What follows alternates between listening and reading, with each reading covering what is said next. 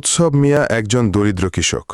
তার সংসারে অভাব অনটন লেগেই আছে, কিন্তু তার সবচেয়ে বড় সঙ্গী ছিল একটি গরু, নাম নিয়তি।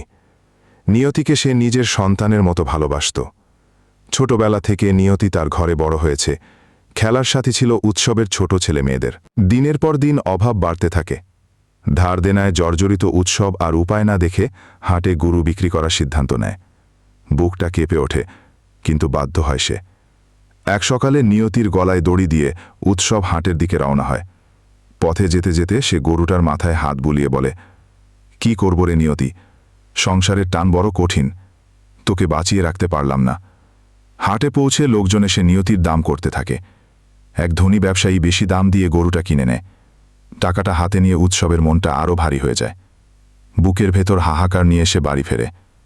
অন্যদিকে নিয়তি নতুন বাড়িতে একদম চুপচাপ, কিছু খায় না, কারো ডাকে যায় না।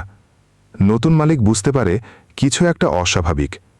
সন্ধে নামতেই নিয়তি দড়ি ছিঁড়ে বেরিয়ে পড়ে পুরনো মালিকের খোঁজে।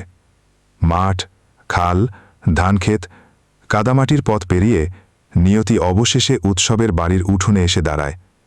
উৎসব তখন উঠোনে বসে নিয়তির কথা ভেবে চোখের জল ফেলছিল। হঠাৎ পরিচিত ডাক শুনে সে উঠে দাঁড়ায়। দেখে তার নিয়তি।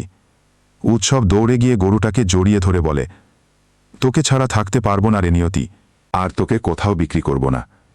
গায়ের মানুষ ছুটে আসে। সবাই অবাক হয়ে দেখে ভালোবাসার এমন টান। গ্রামের বুড়ো মুরব্বি বলে ওঠে, দেখেছ, পশুরও মন আছে, ভালোবাসা আছে। ভালোবাসা কোনোদিন টাকার বিনিময়ে বিক্রি হয় না।